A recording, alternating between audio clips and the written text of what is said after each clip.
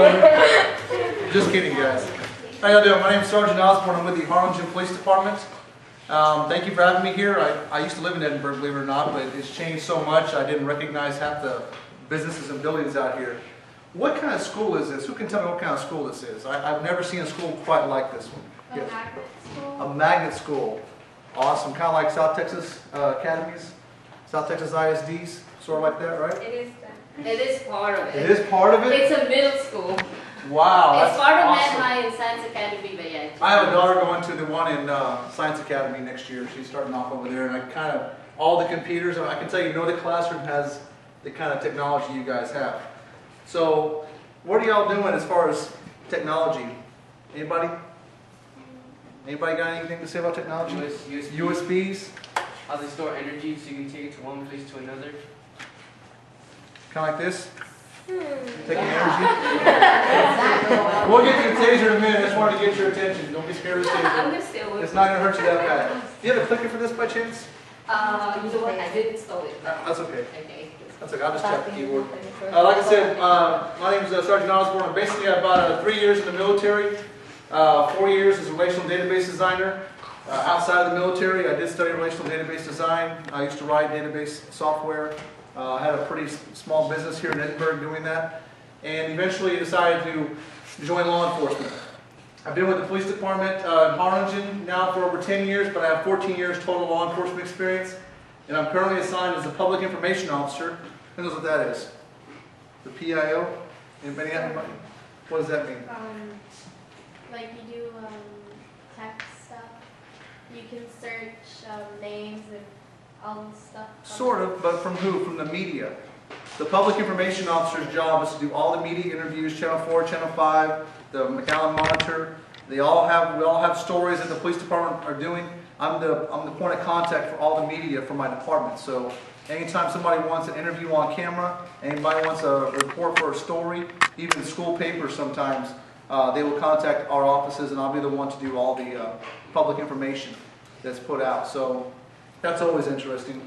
I'm also the IT supervisor, believe it or not. Because of my background and what I've done in the past, and the technology in the department, I've helped bring a lot of the technology forward. We do have a few people that are dedicated IT staff in our department. And then I'm also in the special projects, and I'm the CALEA supervisor. CALEA's accreditation for law enforcement excellence is basically a way we change the way we do business. We write policies and make the department better. Make the department to where it's more friendly to the public, make it to where we are following the best guidelines and practices across the country. So it's a really cool assignment. It's just a lot of stuff to do. But as far as technology goes, we use technology all day, every day. You guys use it, of course, and we use it. I just want to talk to you a little bit about what Harlingen Police Department uses in technology. And some of the technology I'm going to try to show you. If we can get past the firewalls, I'll log in and show you some cool stuff. And some of the other stuff we'll just talk about. Some of the main things we use ALPRs. What do those stand for? Anybody? They're automated license plate readers. They're equipped on our vehicles, and they're also equipped on fixed locations across our city. So every time a car drives by, technology. We have an OCR software that recognizes the license plates, immediately scans the license plates, gives us the numbers on them, and then immediately checks it across another database to see if that car is either stolen or if there's a wanted person in it. And if it is, one of those variables is true, it sends an alert to the department right away. So you drive through our town with a stolen vehicle, we know about it. You're a wanted subject, you're wanted, maybe your vehicle was seen, or a vehicle was seen at a burglary. You know, they have the license plates. We put the license plates in. We can't find the guy, I went to his house, he doesn't live there anymore, the vehicle's gone, what do? The ALPRs around town might catch him. And then we can find out where he's at. So that's just one of the ways we use technology. And all that's done through a wireless transfer of data back to our station. We use a point-to-point wireless network to get back over there, so it doesn't cost us any airtime or anything like that. New World Systems, that's a software company that we use that we write all of our reports in, and we're going into more details with that later. And we also have decision support software, which is something that you guys, how many of y'all use Microsoft Excel? You know how to use Excel? You made a noise when you said Excel. Is that good or bad? Do you like it? Sort of, not Tech really. teachers here, I can't really say. Good answer, good answer. Well, in the DSS software, it uses a lot of Microsoft Excel using pivot tables. And we use pivot tables to actually extract data real time in our system to find out what crime trends are taking place, what burglars may have in certain neighborhoods, our highest probability of traffic accident in intersections. All kinds of data come through those pivot tables. We also use a program called CopLogic. CopLogic is one of our newer programs we brought on last year. CopLogic is a company that actually lets you go online and make a police report online. Some people don't want police officers at their house, so we say you don't have to come to your house. If there's a certain type of crimes, you can actually report on the web to us without ever having to walk into the station. And an officer never has to go to your location. So it's kind of cool. CrimeReports.com, we're going to log into that today and show you what that does. It's a pretty cool web system. And we also use what they call a Panasonic Arbitrator. I'm just hitting on some of these things so that you know how important technology really is in our job. This is only a small amount of what we actually use. The Panasonic Arbitrator, it's a camera system. It's built into our units. And by the way, I did bring our Tahoe outside. It's going to have the Arbitrator system in it. It's going to have the Panasonic MDT, the computer system in it. And some of the technology we're talking about will actually be out in the car if we get a chance to look at it. We also have, we use Leads Online, which is a web surfing for law enforcement. How many of y'all know what a pawn shop is? How many of y'all have been to a pawn shop? Ooh. Yeah. Ooh, me too. Also, and my job is in this department, I've also served as an investigator for crimes against property. It means anything from a burglary to a residence to they broke into my car, whatever. We'd investigate those crimes. And what we do is we use the program called Leads Online, and anytime, it's real important to know what serial number all your property is. Have a serial number for everything. Mark it yourself if you have to. We enter that into the computer database, and if anybody pawns any of these items that we have serial numbers for, anywhere in the valley, anywhere in the state of Texas, I get an email. Lets me know a property's been pawned. And then I go back, I simply can go online, hold the software, hold the items so they can't sell them.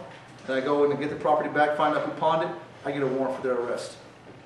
So you cannot pawn anything in the valley without us knowing about it.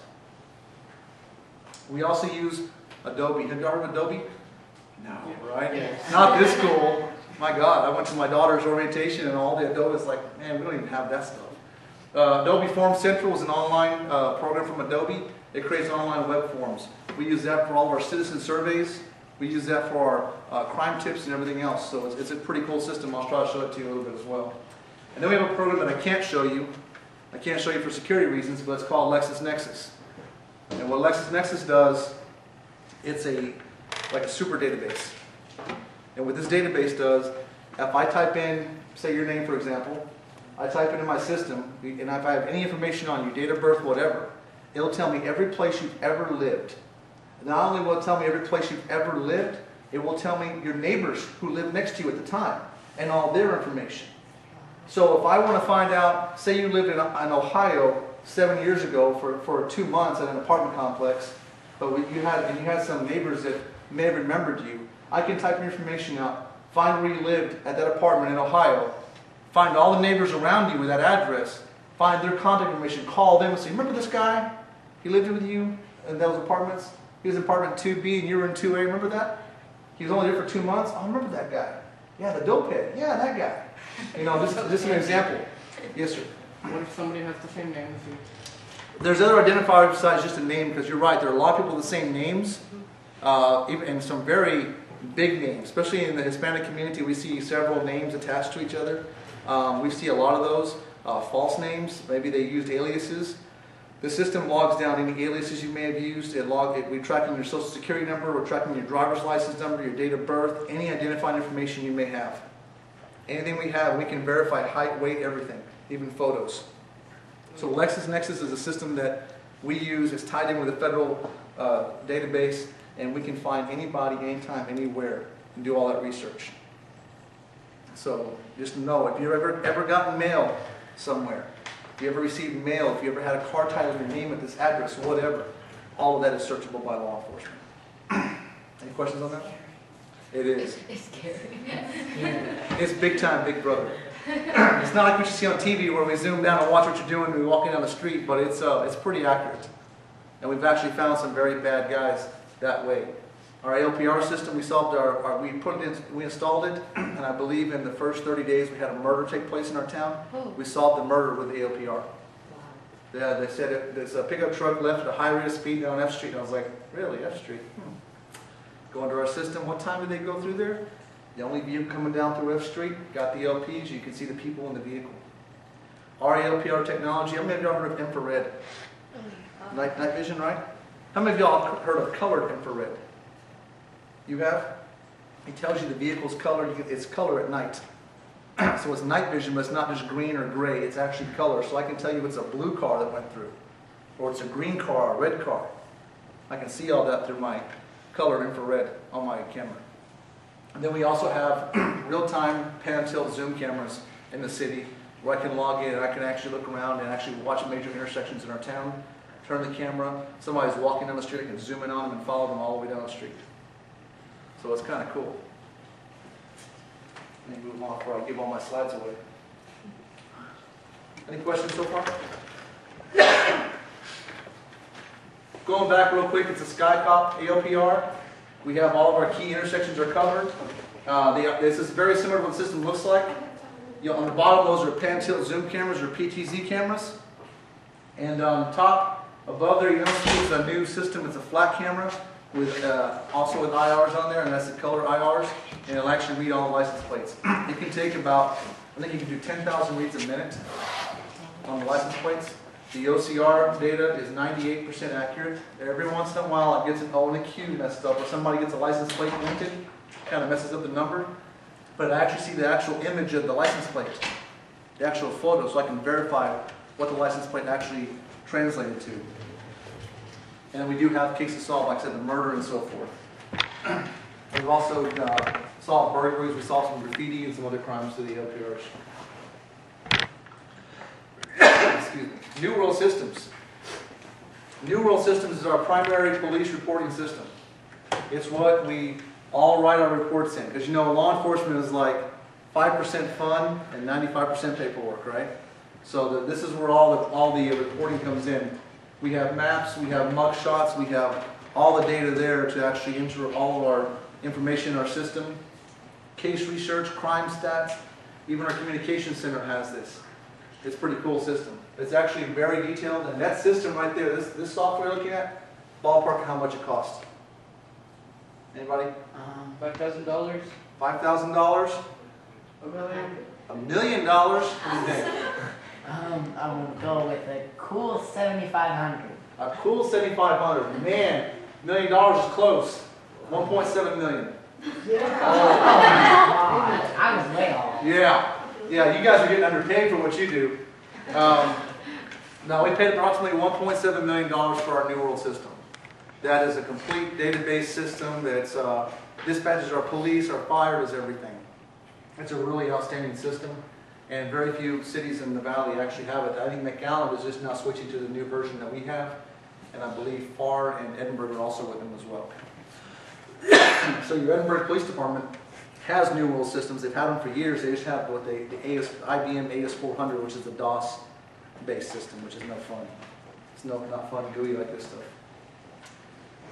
This is what we see in our police cars. This is some of the information you might see if you look at one of our screens in our cars. This actual screen up here, we can actually run all the dispatch updates. So if all of a sudden they're sending me to a call of a burglary, and then the guy's running through the alley, normally put that stuff all over the radio. Well, in this case, we don't have to put it over the radio. We start typing it in as a person on the phone. The dispatch is getting the information. They type it in the screen. They hit enter.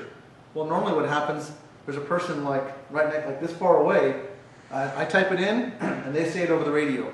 That's how it works. I'm on the phone talking with somebody. I'm typing in the information, and that person is actually typing it and actually broadcasting it. So the same person who's answering the phone is not on the same radio with the police. One's a call taker and one's a dispatcher.